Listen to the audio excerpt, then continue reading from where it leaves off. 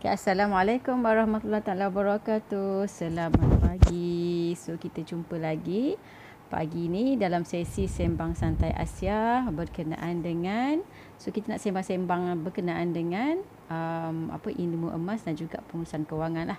Okey. So hari ni kita nak sembang-sembang berkenaan dengan belanjawan peribadi. Okey, belanjawan peribadi. Apa tu belanjawan kan? Okey. So kalau bukan belanjawan negara aja yang perlu. Kita sebenarnya kalau contoh kata untuk peribadi ni, belanjawan peribadi sangat penting lah untuk kita sendiri. So tak ada siapa yang akan membuat belanjawan kecuali kita sendirilah. Okey, kita sendiri sebab tu dia sangat penting. Sebab kalau kita tak buat, orang lain tak akan buat untuk kita. So kita sendirilah yang akan orang kata kalau kata merana lah kalau kata benda tu efek pada kesihatan kewangan kita lah sebenarnya. So kalau ada satu quote yang saya suka lah, saya suka sangat quote tu. Kalau kita gagal merancang, sebenarnya kita merancang untuk gagal. So kita kena buat perancangan lah. Okay. So belanja peribadi sebenarnya kita nak merancang kita punya kewangan supaya teratur. So basic yang paling penting untuk perancangan peribadi ni, sebab kita nak merancang supaya kita boleh gunakan pendapatan sekarang untuk akan datang. Contohnya kalau kita ada sebarang kesulitan nanti, so kita ada backup lah di situ. Backup di situ. Itu sebenarnya kita punya ultimate lah sebenarnya. Okay. Dia bukan untuk kecemasan saja. So untuk kata contoh untuk persaraan nanti kan, untuk long term lah, untuk long term. Short term, long term, dia ada 3 lah. Kan, short term, medium term dengan long term. So macam mana kita nak kawal kita punya belanjawan supaya kita boleh capai matlamat-matlamat tersebut. Okay. So yang pertama adalah kita kena ada matlamat kewangan lah sebenarnya. Matlamat kewangan daripada pendapatan kita tu. So kalau yang Aisyah suka sebut sebenarnya kita punya macam mana kita nak mengawal tu, kita kena ada 2 lah.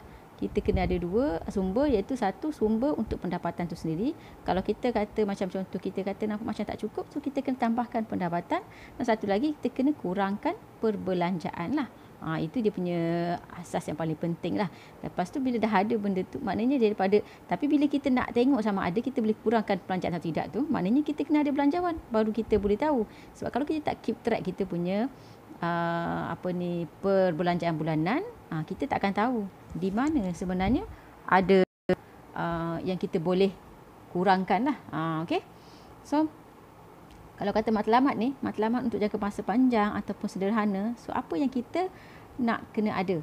So kita kena tengok balik lah sebenarnya apa yang kita nak lah untuk short term, long term, medium term kan.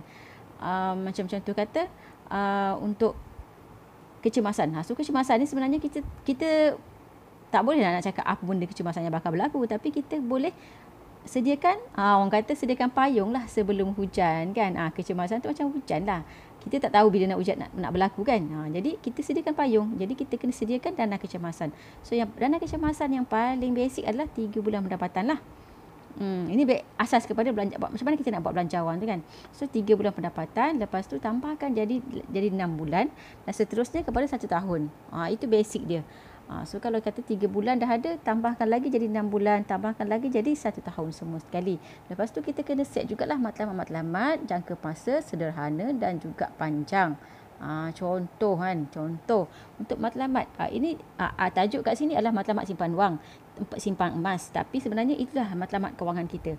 So melalui tools mana kita boleh tentukan sendirilah. Cuma platform, sebab asal lebih kepada berkongsi berkenaan dengan toolsnya adalah simpanan emas.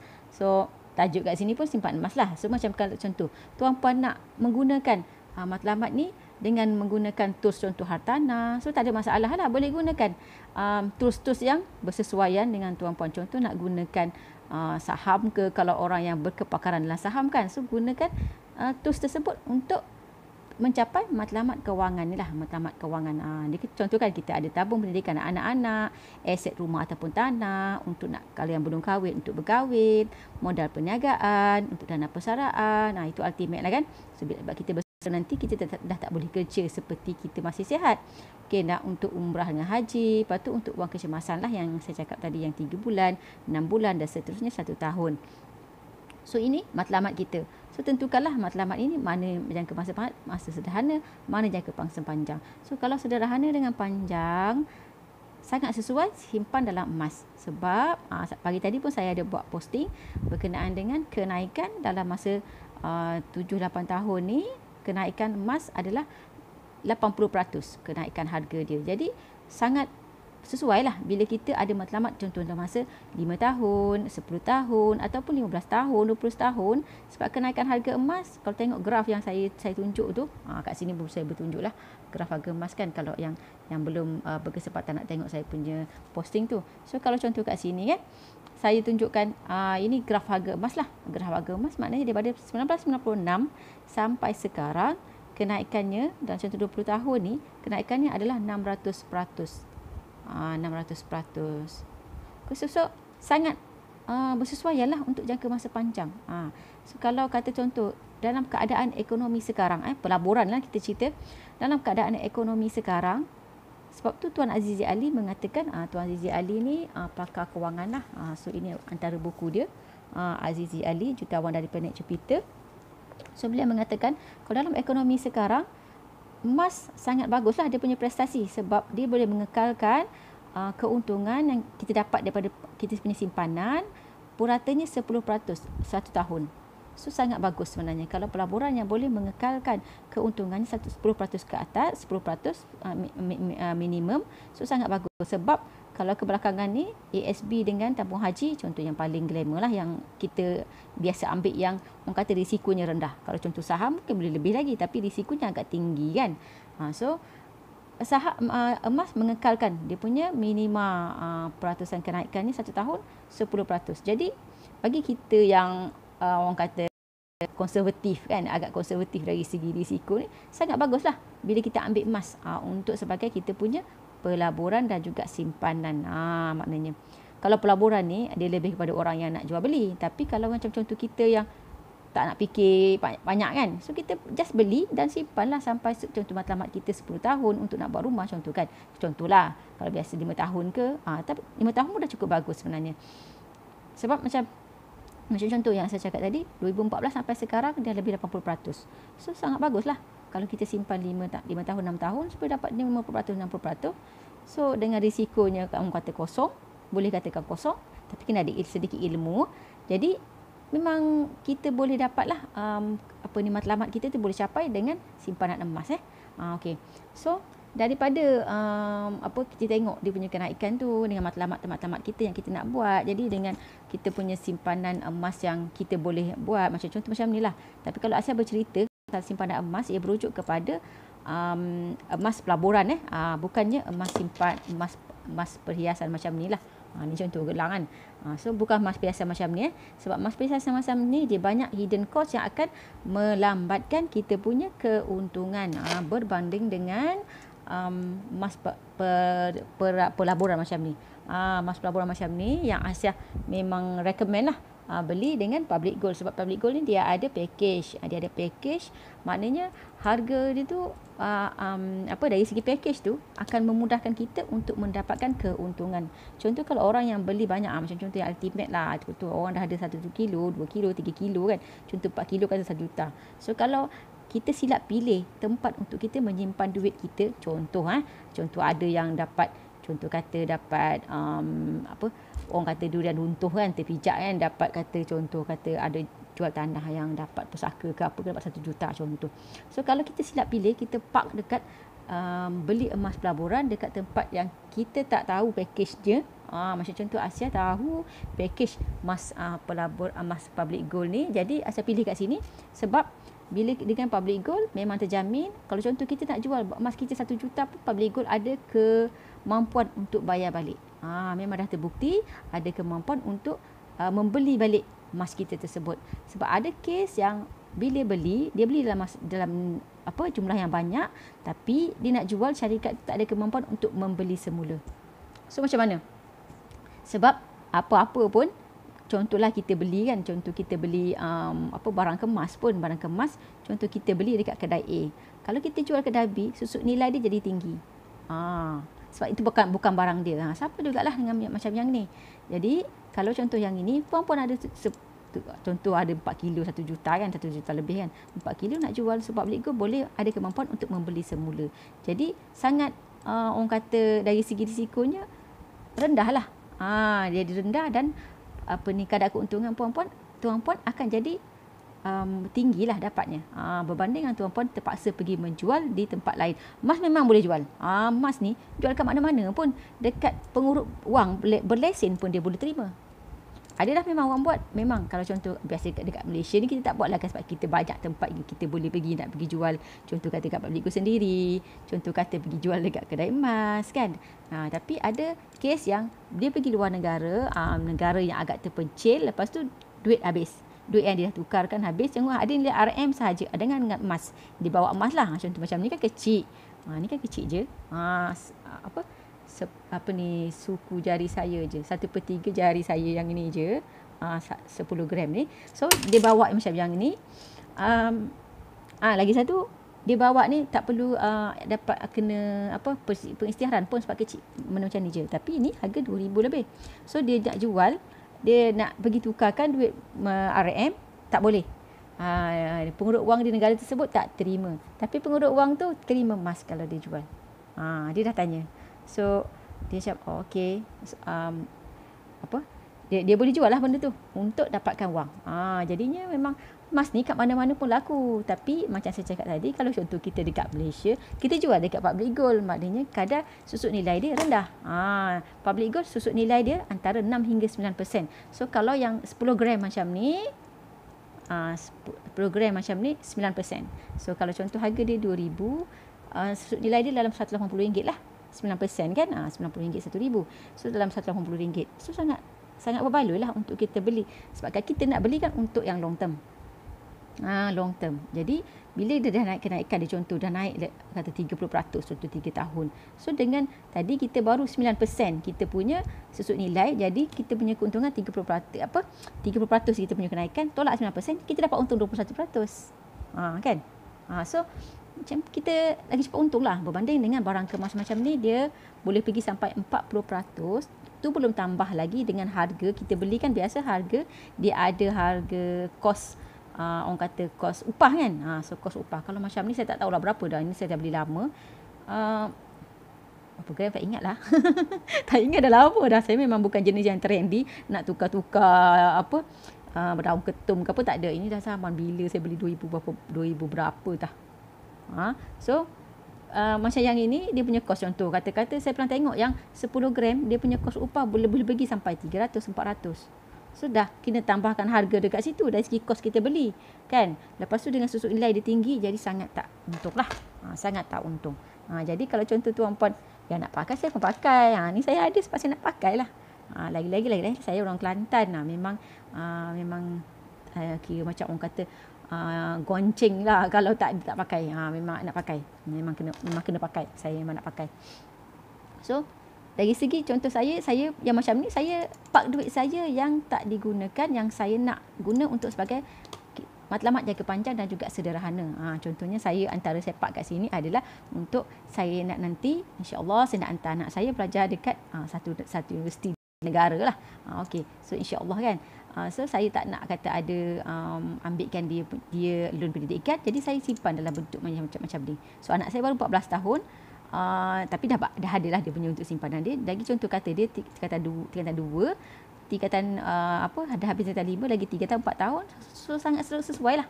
Saya simpan dalam bentuk macam ni sebab memang dah dari segi prestasi, emas mengekalkan prestasi lebih pada 10% 1 tahun. Okey. So kita berbalik pada belanjawan. So apa macam mana belanjawan yang kira macam orang kata baik lah kan, orang kata baik. So kalau belanjawan orang biasa, belanjawan biasa. Ni orang yang tak buat belanjawan lah sebenarnya. Sebabnya dia pakai sahaja apa yang dia ada. Kan, maknanya dia contoh kata pendapatan dia 1,000, dia belanja 1,000 sebab dia kata itu yang paling dia mampu. Memang dia mampu, maknanya bukan di luar kemampuan. Kalau dia di luar kemampuan, contoh dia ada gaji 1,000, dia belanja 1,200. Contoh kan. So maknanya macam tu. Tapi kita kena jadi orang yang di sebelah ni, mindset orang kaya kan. Mindset orang kaya dia kena adalah tabung-tabung dia sendiri. Tapi ini yang basic lah. Saya akan tunjuk yang lagi detail lagi. Maknanya kena ada bagikan kepada portion-portion yang kita nak buat apa duit tu. Termasuk kita nak ada simpanan. Tak kisahlah simpanan tu dalam bentuk wang ke, emas ke, simpanan dalam bentuk unit trust ke, kan nak beli, kita beli rumah ke, bayar bulan-bulan yang kita kata itu sebagai pelaburan. Tapi biasanya kalau kita buat sebagai pelaburan ni, kita tak bayar duit kita lah. Orang yang sewa tu bayarkan untuk kita. So kita dapat tanah free. Kan? So tak masuk dalam yang ni pun sebenarnya kalau kita beli rumah. Contoh kita nak sebagai pelaburan ni untuk kita nak buat nanti untuk deposit rumah. Untuk deposit rumah pelaburan. Yang itu mungkin kena masuk dalam ni lah. Yang itu memang kena masuk dalam ni. Okey. So yang ini yang disyorkan lah. Yang disyorkan. Tapi sebenarnya kewangan ni dia adalah DNA lah. Kita tak boleh nak pukul rata. Cuma ini adalah kira dari segi peratusan yang disyorkan. So tuan-puan boleh sesuaikan semula dengan kemampuan, maknanya dengan keperluan, bukan kehendak, bukan kehendak. Dia ada kehendak tu dekat yang sedikit kat situ. So formula urus gaji ataupun pendapatan ni sebenarnya yang paling basic adalah kita punya gaji atau pendapatan tu kena tolak simpanan dulu baru kita belanja. Itu sebenarnya tips-tips orang kaya lah. Tips-tips orang kaya yang diterapkan dalam yang saya baca-baca dalam buku lah. So memang buku-buku kewangan cakap macam tu. Ni buku-buku kewangan. So ini buku kewangan saya punya mentor emas. Ni mentor emas saya, Encik Muhammad Zulkifli Syafi'i. So saya banyak belajar daripada beliau lah berkenaan dengan emas ni. Okey, so saya di bawah grup beliau, di bawah public goal iaitu G100 lah, G100 Network, dan kami telah mendidik lebih daripada 190,000 penyimpan emas di seluruh dunia, bukan di Malaysia saja. Okey, so ini mentor emas saya lah. So maknanya dari segi ilmu emas, ilmu kewangan, saya berguru. Saya bukanlah buat mazhab saya sendiri. Maknanya saya berguru daripada mentor-mentor yang dah trusted lah, So ilmu yang saya disampaikan ni saya hanya sharing sedikit ilmu yang saya terima daripada mentor-mentor. Jadi saya kena bagi balik kepada masyarakat untuk masyarakat boleh gunalah. So kalau tidak saya selfish, dan juga saya orang kata nak buat kebajikan lah dari segi apa ilmu yang saya sampaikan. Okay, so formula urus gaji ni, urus gaji ataupun pendapatan ni. Gaji ataupun pendapatan kita kena tolak dengan simpanan. Maknanya kita kena tentukan berapa kita nak simpan baru kita belanja. Itu formula orang kaya. Formula orang kaya. So kalau contoh kita diterapkan daripada kecil, biasanya lah, mungkin ada orang yang mak dia memang advance. Tapi mungkin kalau orang yang advance ni dia dah ada simpanan lah. Maknanya mak dia dah cakap daripada awal. Contoh dia pergi sekolah kan, contoh dia bagilah masa mungkin kata 10 tahun lepas, mak dia bagi RM3 lah contoh kan, 10 tahun lepas. Mungkin orang muda lah ni sikit kan, mak dia bagi RM3. Sekarang mungkin dah lebih kena RM4, RM5 kan. So mak dia bagi RM3. So mak dia cakap, kau simpan RM1, RM2 je kau belanja. Maknanya setiap hari dia kena simpan RM1. Maknanya dalam 30% lah, 33% macam tu kan. So itu yang maknanya mak dia advance lah. Mak dia cakap dah, dia kena simpan 33% daripada pendapatan dia setiap hari untuk simpan. Sedangkan macam contoh saya dulu-dulu pun, maknanya saya dulu masa saya kecil-kecil, mak-mak kita kan jenis yang kebanyakannya lah. Okay, saya cakap tadi exception tu ada. So kebanyakannya akan cakap pergi sekolah, belanja, ada lebih nanti simpan. Betul tak? Kan? So biasanya macam tu lah. Jadi bila macam tu maknanya kita terbawa sampailah kita kerja. Maknanya kita pakai dulu, nanti kalau ada lebih kita simpan. Okey. Betul ke tak? Saya masa saya mula-mula kerja, saya macam tu. Sebab saya kita terbawa daripada masa yang saya kira macam masih tak ada pendapatan dah, yang ada duit yang mak bagi, dapat duit beasiswa masa belajar kan.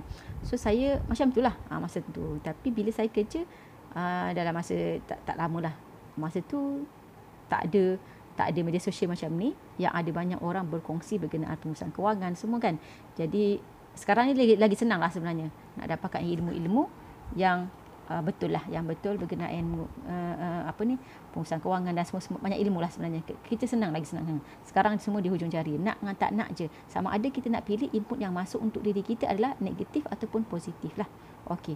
So kita kena pilih yang positif lah. Maknanya kita janganlah pergi tengok yang benda-benda yang kalau yang viral tu benda yang tak elok kan. Jadi kita pilih apa yang kita nak tengok.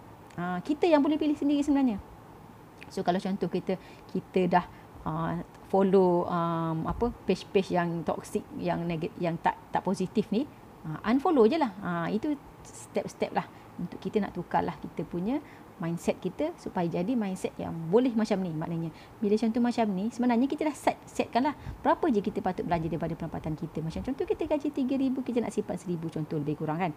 Contoh kalau kau contoh kat sini, kita kena simpan 30% lah, 30% kan, 30% kan, 1, 2, 3 tu 30%. So yang kita belanja adalah 55%. So maknanya contoh kita gaji 1,000, kita boleh belanja RM550 saja. So kalau orang yang kata fikirannya, maknanya dia punya banyak toksik, banyak yang tidak positif, dia akan cakap lah, mana cukup. Sebab dia tak ada mindset orang kaya. Dia nak menyimpan untuk masa depan. Untuk masa depan yang kita tak tahu lagi apa akan jadi nanti. So itu kita punya matlamat lah. Kita nak simpan ni. Sebab kita tak tahu apa akan jadi. Macam contoh ya sebelum-sebelum ni lah, yang pandemik ni kan. So ramai orang yang dibuang kerja, ramai orang yang kena potong gaji. Ada kawan saya yang saya tak tahu berapa gaji dia, tapi dia kata dia kena dibuang kerja, lepas tu dia dapat kerja baru yang gaji separuh daripada dulu. Contoh gaji dia dulu 3,000, gaji kerja sekarang dia dapat 1,500 sahaja. Contoh macam tu. So ada kawan saya kena macam tu. Jadi kalau dia pada awal masa ni, contoh gaji dia masih 3,000, dia belanja 3,000 juga. So macam mana sekarang?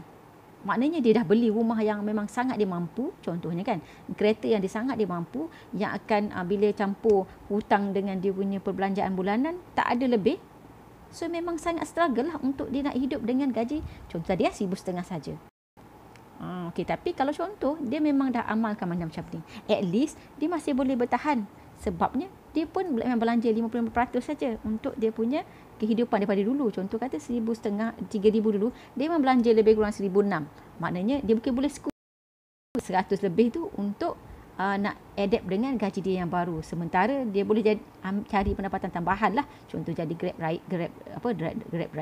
driver pula, Food Panda ke apa ke kan, untuk penghantaran makanan ni, delivery ni. Okay. So maknanya kita yang tentukan. Tapi mindset kita sepatutnya dan seperlunya adalah kita kena simpan dulu baru belanja. Saya tak kerja sekarang, tapi masa saya kerja dulu saya memang menyimpan 30% lah daripada pendapatan saya untuk tujuan-tujuan yang macam ni lah.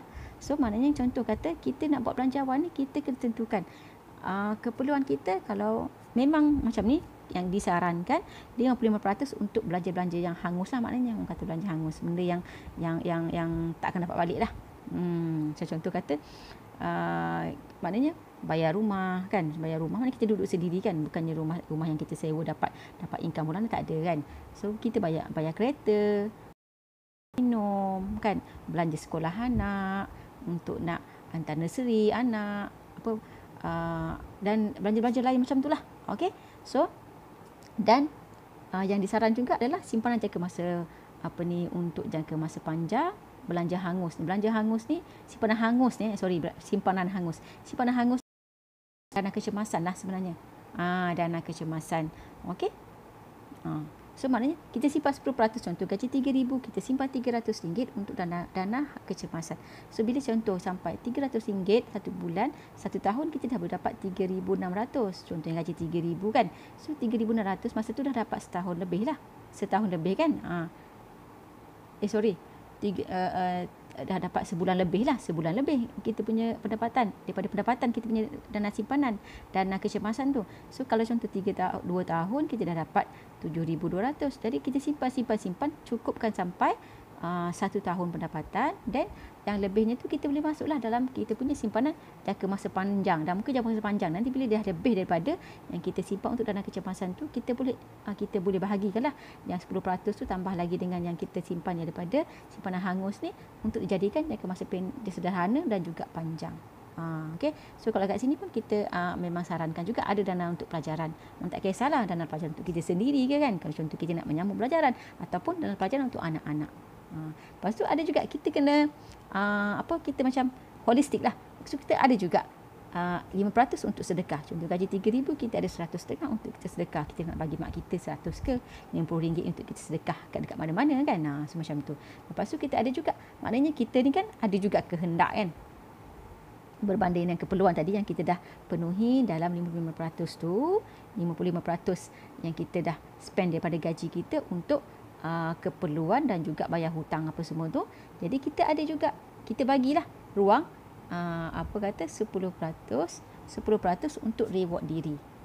Reward diri maknanya untuk nak beli apa-apa yang bukan keperluan. Maknanya kita penuhi juga, cuma tapi kita bajetkan 10% sahaja. Berbanding kalau yang memang sangat ketat tak bagi kan. Tapi kita manusia. Kan kita ada kehendak juga. Tapi kehendak kita unlimited sebenarnya. Jadi kita yang kena kontrol. Contoh kata gaji RM3,000, kita bagi RM300 je sebulan untuk kita nak beli barang-barang kehendak. Barang-barang kehendak. Okay. So benda ni kita yang kena kontrol. Kalau kita tak kontrol, tak ada siapa yang akan boleh kontrol. Maknanya kalau contoh kita tak buat bajet, maknanya setiap bulan lah duit kita habis. Sampailah kita, maknanya orang kata cycle rat race lah. Kalau dalam buku-buku kewangan kan sebut pasal rat race lah. Kewangan macam ni. Cuba kena baca buku. Bila baca buku, kita punya mind akan jadi lain sedikit lah daripada kita contoh yang kata yelah, orang kata menyalahkan. Kenapa barang naik? Kenapa barang naik contohnya? Ni kerajaan tak buat apa-apa contoh kan. So bila kita baca lebih sedikit, jadi kita tahu sebenarnya itu adalah inflasi. Jadi kita yang kena kontrol benda tu lah untuk nak memastikan pendapatan kita boleh capai lah, boleh untuk nak mencukupkan kita punya keperluan diri. Macam contoh barang harga naik tapi pendapatan kita tak naik, maknanya kita kena kurangkan lah dekat sikit yang dekat reward diri contohnya. Tapi kita punya portion untuk simpanan tu kita kena kekalkan. Sebab itu kita nak bersedia, orang kata sediakan payung sebelum hujan. Okay. So kalau contoh untuk simpanan jangka masa panjang tu sangatlah sesuai untuk, macam saya cakap tadi, untuk sebarang matlamat tadi, sesuai simpan dalam bentuk macam ni lah, bentuk emas ni. Dan ramai orang berjaya sebelum dia simpan emas, dia tak berjaya menyimpan sebab emosi kita dengan wang. Emosi kita dengan wang adalah untuk berbelanja. Kita nak habiskan duit kita.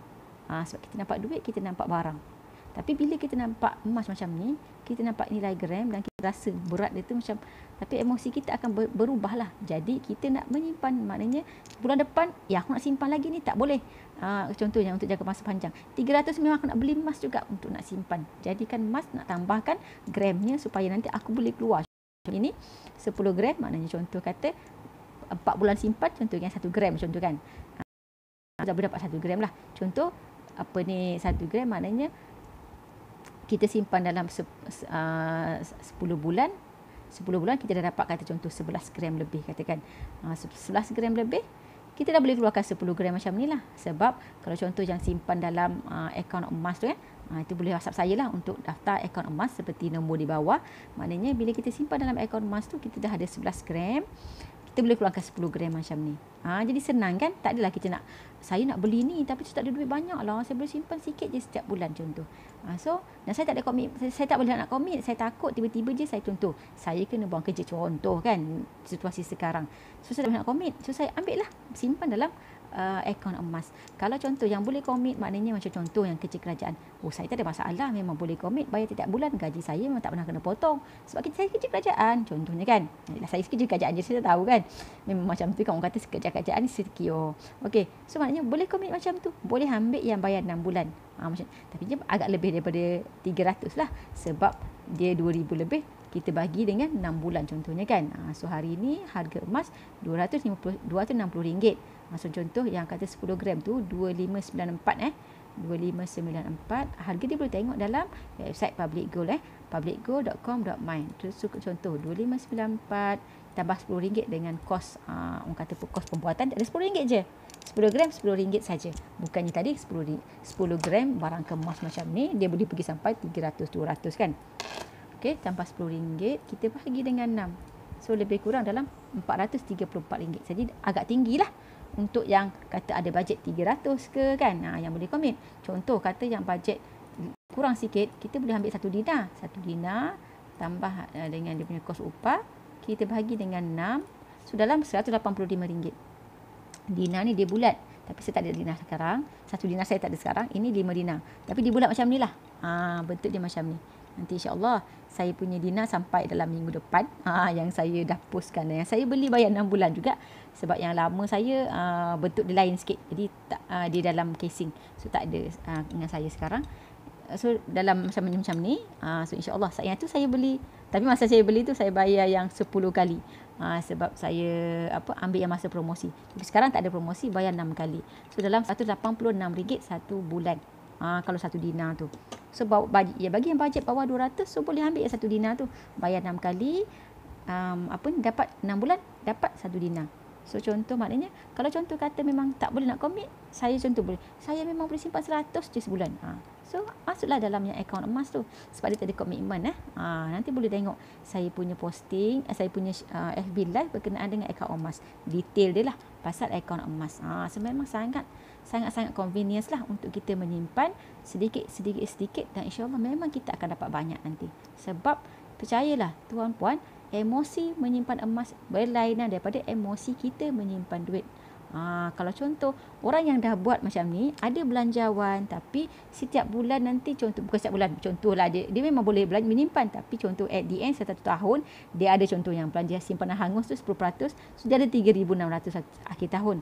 Tapi bila tengok 3,600 tu, mulalah otak dia kreatif merangka justifikasi untuk dia membeli yang dia klasifikasikan sebagai keperluan. Tapi sebenarnya bila kita justifikasi balik, sebab benda tu pun tak ada dalam dia punya keperluan jangka masa, macam contoh kata setiap bulan tu tak ada pun dalam tu dia perlu, tapi bila ada duit je dia baru nampak perlu, maknanya itu sebenarnya itu adalah kehendak lah, bukan keperluan. Sebab bila dia nampak duit baru dia nak benda tu.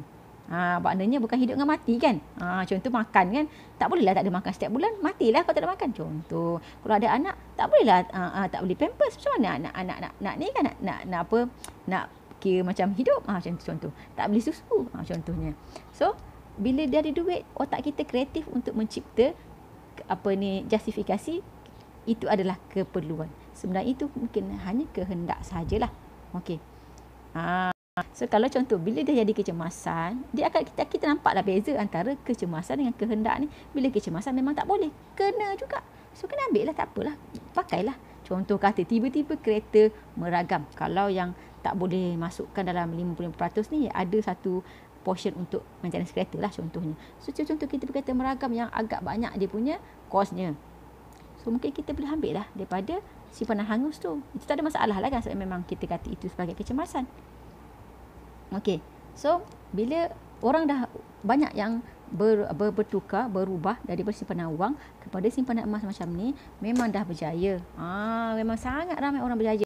Tuan-puan boleh saja search testimoni hashtag testimoni penyimpan emas. Memang sangat berjaya, dah ramai. Orang ada yang dia 3 tahun dia kerja, dia tak ada simpanan pun. Sebab duit dia habis, dia beli. Lepas tu dia kenal ilmu emas, lepas tu dia nak kahwin. Bila dia kenal ilmu emas ni, dia nak kahwin, dia simpan emas untuk belanja kahwin tu masa 1 tahun sahaja, dan dia boleh kahwin tanpa ambil pinjaman walaupun 1 sen. Amazing tak? 3 tahun dia kerja, dia tak ada simpanan. Tapi bila simpanan emas, dia simpan emas untuk dia kahwin, dia boleh belanja untuk kahwin itu. Ni bukan cerita sebelum pandemik. Dia masa yang sebelum pandemik, dah lama dah dia cerita ni. So dia lama dah dia maknanya dia buat benda ni. Dia kenal ilmu emas ni, dia ceritalah sekarang dia punya pengalaman. Dia kata memang dia tak perlu ambil pinjaman. Kalau masa tu mana yang bukan kata contoh kan, belanja kahwin, hantaran dia lelaki ni, orang ni lelaki. So belanja hantaran tu contoh dah 10,000 contoh. Tambah lagi belanja makan lagi, mas kahwin lagi, belanja untuk barang-barang hantaran lagi. So boleh pergi sampai 30,000, 40,000 kan.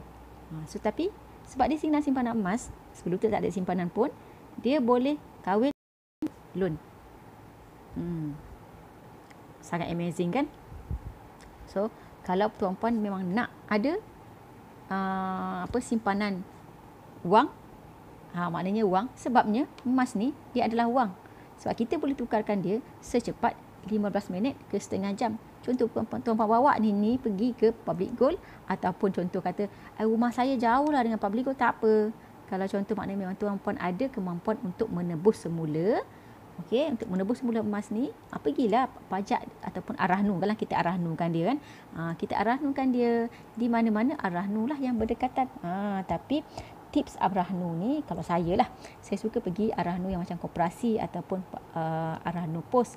Sebab kalau Arahnu bank ni, nama kita akan masuk dalam apa ni sikris. Sebab bank dia kira itu ada satu pinjaman.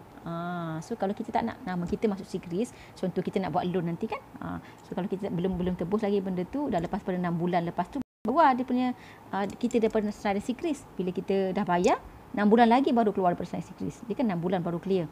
So nampak kita ada pinjaman.